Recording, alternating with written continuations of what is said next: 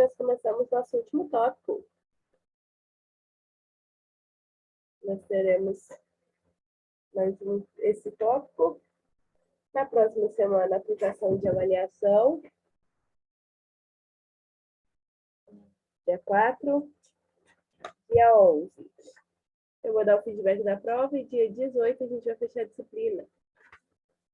Estamos no nosso último, seguindo o nosso ritmo, nossa última casinha, nossa última gavetinha da língua portuguesa.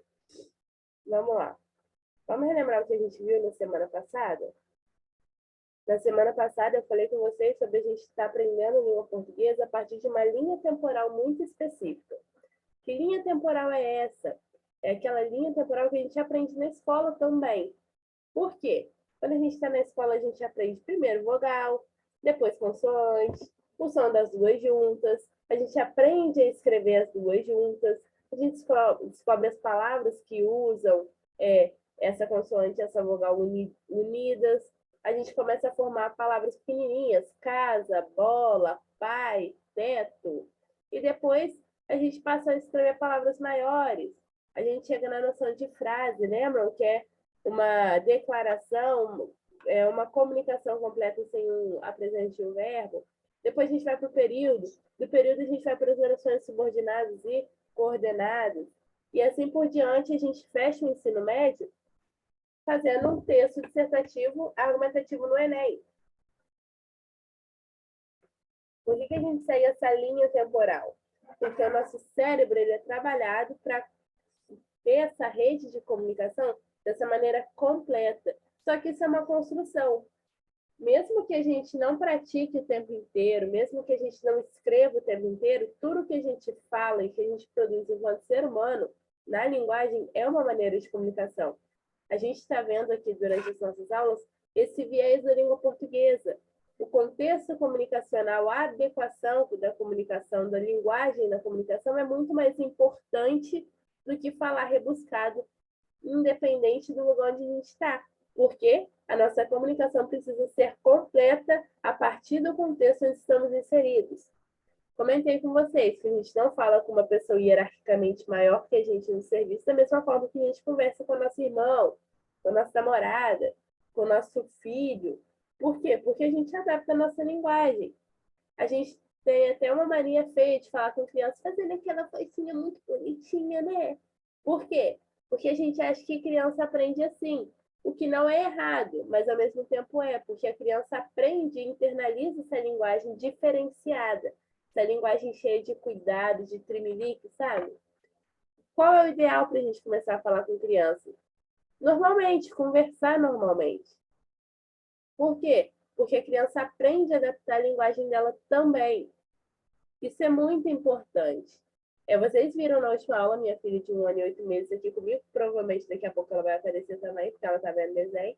Mas, quando ela quer pedir o meu colo, ela chega e levanta o bracinho e fala, mamãe, colo.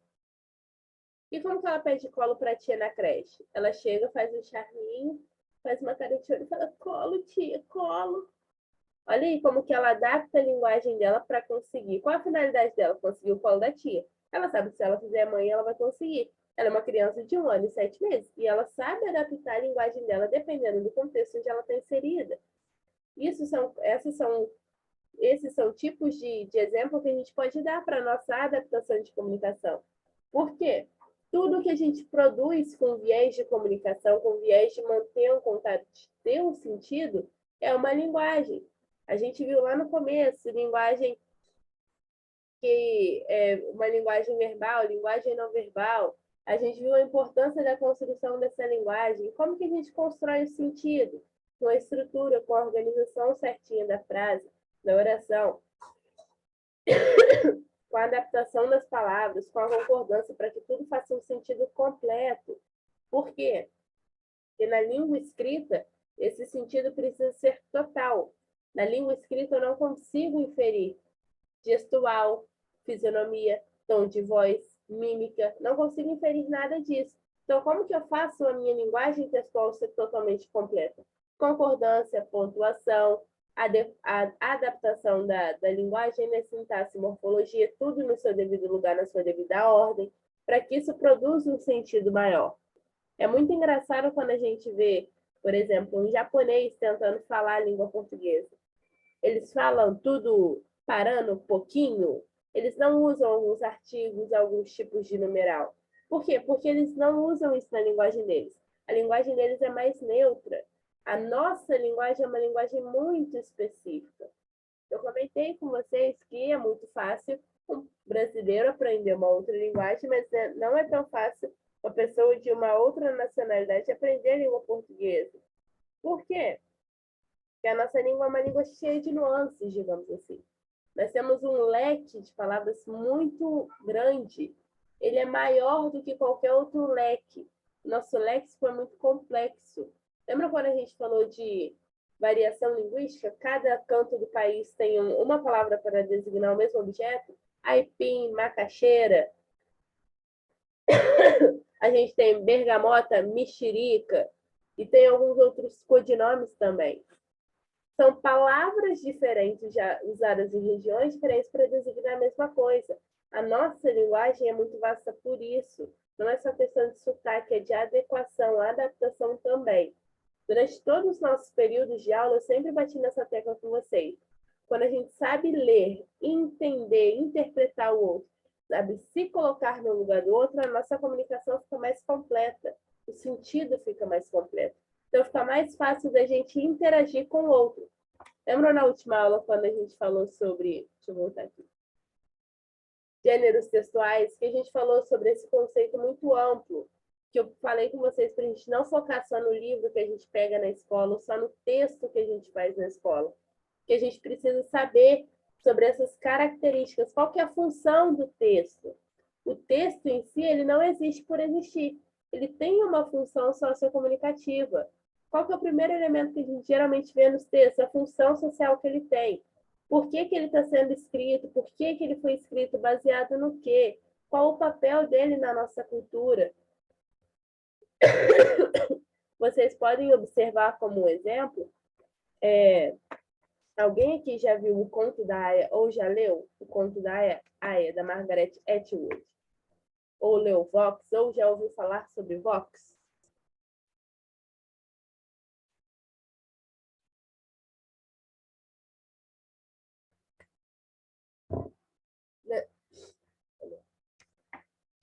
Então, existe um tipo textual, digamos assim, um gênero textual muito consumido hoje em dia. Qual gênero textual é esse? Ele se chama distopia. O que é uma distopia? São livros fictícios, mesmo que, embora não pareça, pegam elementos da realidade e trabalham ele de uma forma totalmente contraditória ou torta. Eles valorizam muito o contexto social e trazem esse tema à tona. O que acontece? Há alguns anos surgiu um boom por causa de uma série chamada Conto da Aia. E tem um livro sobre essa série. Só um minutinho, aí.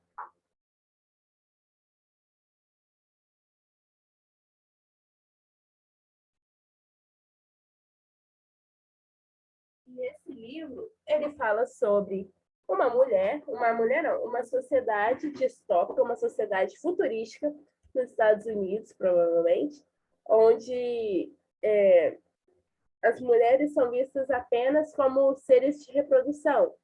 Então, o que acontece no decorrer da história? Eles pegam as mulheres e colocam elas como se fosse num convento, num lugar isolado, e elas aprendem a somente servir ao homem. Então, o que acontece? Elas são apenas seres de reprodução. As mulheres nessa sociedade futurística, elas não conseguem se reproduzir normalmente. Então, o que eles fazem? Eles pegam as mulheres sadias que têm um útero sadio que podem gerar outra criança e utilizam elas apenas como isso, como uma cobaia, uma hospedeira, digamos assim. E o que eles fazem? Cada mulher vai para uma família que tem condições financeiras e aí cada mulher se torna parte dessa família por um momento até gerar essa criança. E aí, como que os casais faziam isso? Os homens, de uma maneira religiosa imposta, tinham que manter um contato sexual ali para ter essa criança, e a mulher ficava ao lado lendo uma Bíblia, segurando a mão da aia, essas mulheres que poderiam gerar uma criança, abençoando essa relação para que essas crianças viessem ao mundo. Isso é um livro futurístico. Olha a semana que a gente está vivendo na nossa mídia.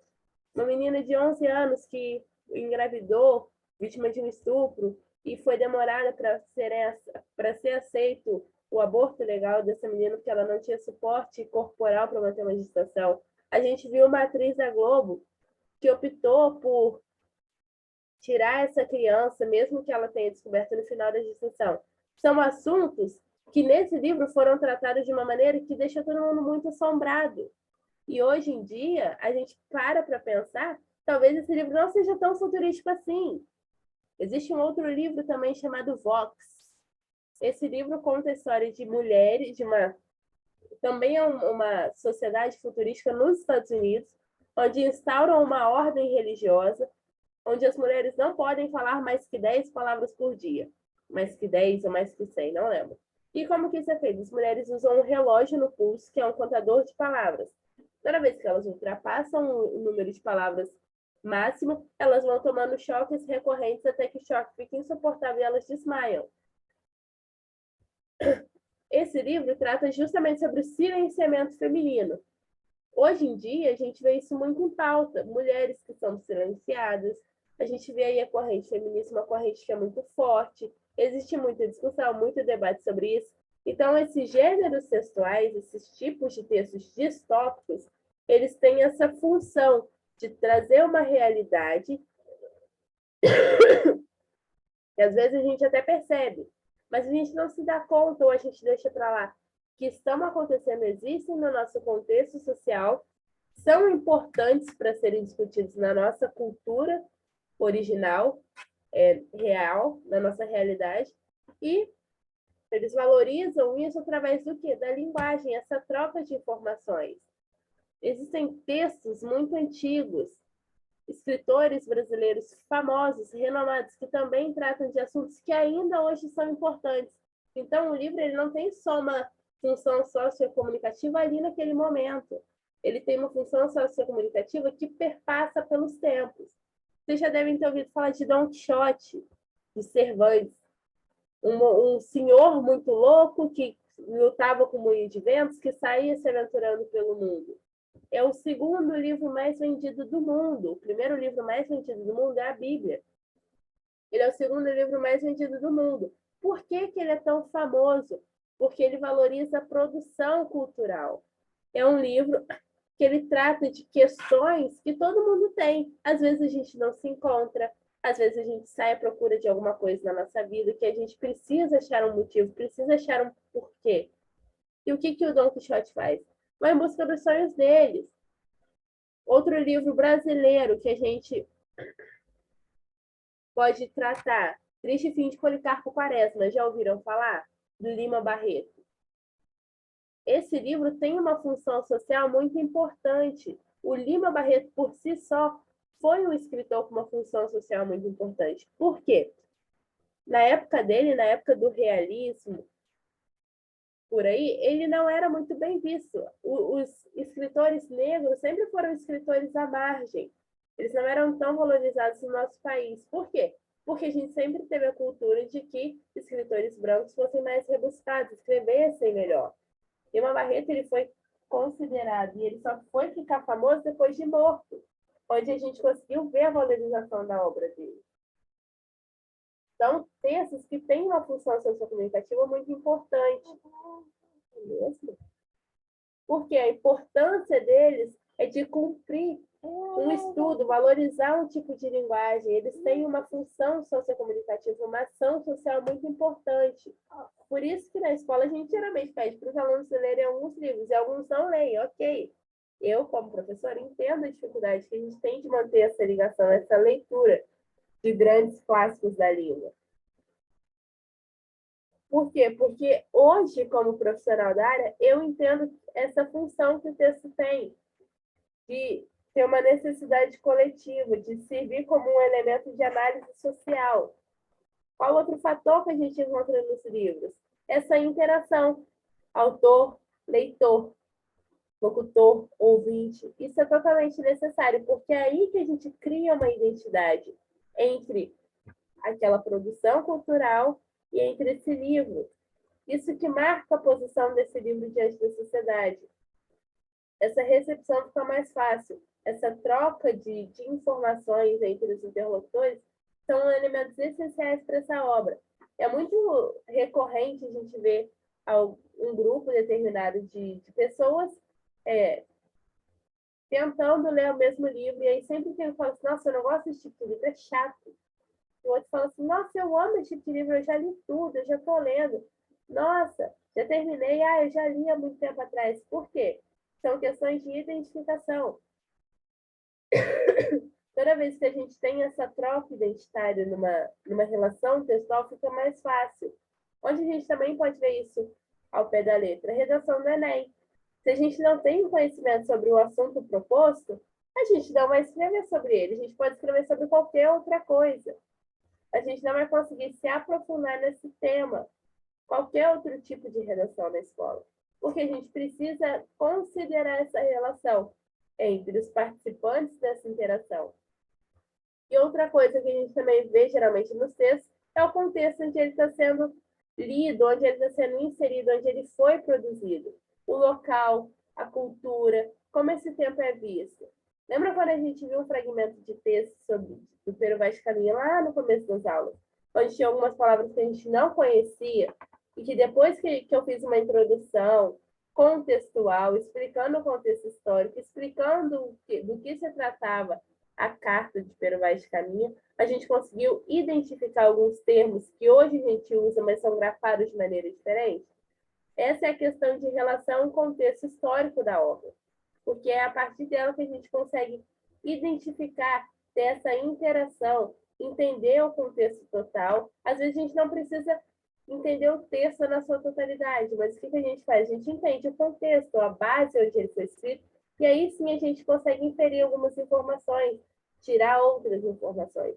Por isso que quando a gente falou lá na primeira aula sobre a importância do domínio da nossa língua, principalmente vir sobre a ótica de que a nossa leitura é uma abertura de portas, de imaginário, de interação, de vivência, de comunicação, isso é importante.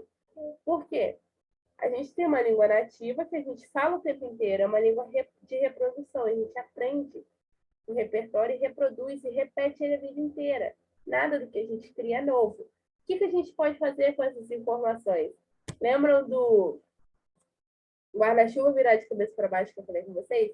Tudo que a gente adapta, a gente adquire como linguagem, a gente pode colocar no guarda-chuva de cabeça para baixo e guardando ali, até que vai chegar uma hora que a nossa linguagem não vai se suportar sozinha, aí o guarda-chuva vai virar e aquilo vai cair sobre a gente vai começar a usar. A leitura é a mesma coisa. Quando a gente tem o costume de ler, de não só livros, mas consumir cultura no total, a gente tem facilidade na leitura. Vamos, vai lá, desenho.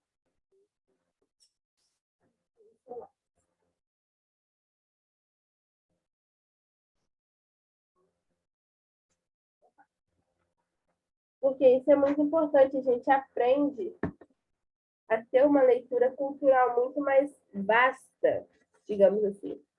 É muito legal quando a gente vê uma pessoa que ela domina várias artes, né?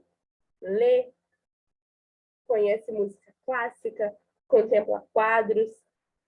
Isso não é uma forma cultural diferente da cultura de quem consome universo geek, quem consome anime, quem consome séries e filmes. Não, ambos são contextos culturais diferentes. São relações culturais que mantêm sempre a gente envolvido ali, trabalhando o nosso cérebro. Por que às vezes a gente vê um filme e esse filme nos aciona alguns gatilhos que a gente não consegue parar de pensar nele durante dias?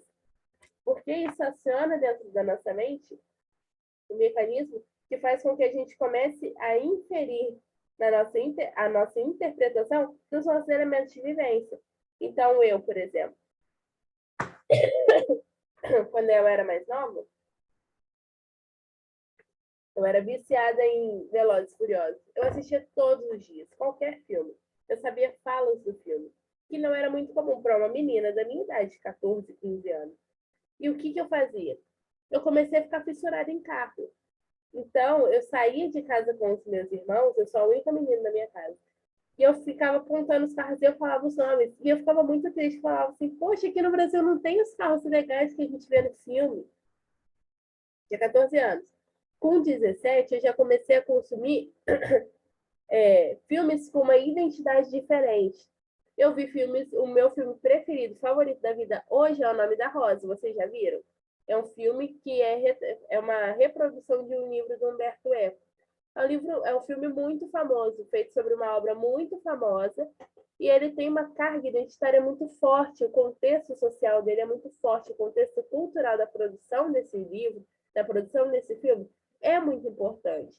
Então, hoje ainda, depois de 10 anos que eu vi esse filme pela primeira vez, às vezes eu assisto de novo e eu vou tirando informações novas, porque isso vai trabalhando o meu cérebro de uma maneira diferente. Não quer dizer que eu não consuma outros tipos de cultura. Não quer dizer que eu não assista Vingadores. Não quer dizer que eu não assista Marcha com a minha filha.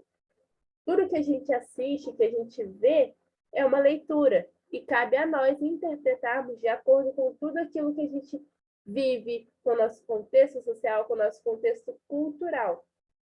Então, durante todas as nossas aulas, foi sobre isso que eu quis trabalhar com vocês.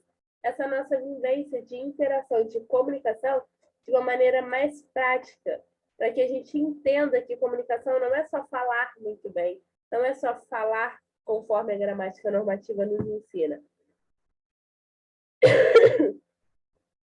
A comunicação também é muito importante quando a gente precisa se inserir no local do outro. A gente vai ver daqui a pouco alguns tipos específicos de literatura. E eu vou discutir com vocês de uma maneira mais prática para que a gente não se prenda só na forma. A gente tem um costume muito feio de pensar na língua portuguesa da escola como se fosse uma língua portuguesa muito difícil de ser aprendida. Eu iniciei uma turma na semana passada no Polo, na quarta-feira. E quando eu falei que teríamos aulas de língua portuguesa, uma menina me perguntou assim, mas a gente vai ter que fazer redação? Eu odeio redação. Eu falei assim, olha, não sei, eu não trabalho com as minhas turmas da plataforma redação, mas pode ser que com vocês eu possa trabalhar. Então, professora, não trabalho, eu odeio língua portuguesa. E quando a gente começou a interagir e ela começou a entender que uma produção textual é uma reprodução de coisas que ela já leu, que ela já viu, ficou mais fácil para ela se ambientar ali. Então, agora ela entende que essa dificuldade que ela tem de escrever, isso é um relato dela que eu estou passando para vocês. Ela entende que ela precisa se colocar naquele texto. Não escrever sobre ela, mas ela precisa se ver dentro dessa reprodução. A nossa identidade, ela sempre é exposta por tudo aquilo que a gente fala, pela forma como a gente se veste, pela forma como a gente se comunica. Vocês não vão chegar num hospital para trabalhar de bermuda e chinelo.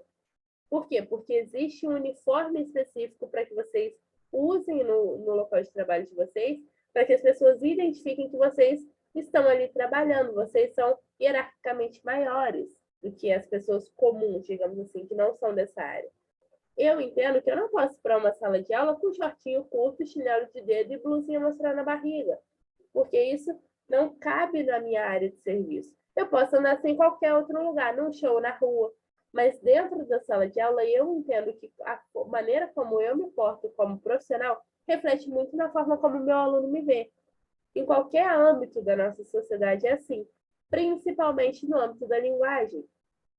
A gente não chega numa entrevista de emprego falando asneira, falando bobeira, usando gírias o tempo inteiro. Por quê? Porque numa entrevista de emprego a gente quer se portar de uma maneira mais firme, mais clara, para que o nosso entrevistador pense que a gente tem um punho firme, que a gente domina essa área. Por quê? É uma adaptação de linguagem também. Quando a gente fala com o nosso amigo, a gente utiliza gírias. Às vezes a gente nem fala, a gente só dá uma olhada. É uma comunicação também. É uma troca de informações que está acontecendo ali. Então, o que eu queria passar para vocês durante as nossas aulas, eu espero ter conseguido passar. Que mais importante do que saber falar, se adaptar de uma maneira muito difícil, é a gente saber se comunicar de uma forma clara. Vocês provavelmente não vão chegar para uma pessoa que vai cumprir algum protocolo médico com vocês vão fazer o raio-x ou vocês vão aplicar o medicamento e vocês vão falar os termos técnicos para essa pessoa. Porque vocês sabem que ela não vai entender. O que vocês vão fazer? Adaptar essa linguagem. Vocês vão falar, então, agora a gente vai fazer isso, isso e isso. Por quê? Porque é importante para isso, isso e isso. Porque vocês vão dominar essa área de comunicação. Trabalhar com o outro é muito difícil. Para quem já trabalhou em comércio, principalmente, sabe disso. A linguagem do outro é muito difícil. A gente vive num momento social onde as pessoas se acham muito maiores do que as outras por poder aquisitivo, porque usam roupas de marca, ou porque usam algo de marca, ou porque trabalham em um lugar muito bom. Não! A gente tem uma falha enquanto sociedade muito grande na questão de comunicação. É muito comum a gente chegar num lugar e ver as pessoas destratando o atendente porque acham que o atendente é menor que ela. Mas nada melhor para a gente do que chegar num lugar e ser bem recebido, entender o que a outra pessoa fala, saber se comunicar muito bem, em qualquer âmbito da nossa vida, em qualquer área. Saber dessa leitura, saber se portar em diferentes âmbitos é importante. Então, o que eu vou fazer? Eu tenho 5 minutos agora. Eu vou fechar essa aula e aí a gente volta em 10, 15 minutos só para fechar o nosso tópico que eu libero vocês, ok? A gente só fez uma... Tá dando joia pro pessoal? A gente vai... Eu só dei uma relembrada agora sobre o que a gente trabalhou, qual foi o meu intuito com vocês. E aí, daqui a pouco eu volto com o link para a gente terminar esse tópico e partir para a revisão na próxima semana, ok? É, tá tudo bem? Vamos lá então, galerinha. Vamos fechar aqui. Já volto.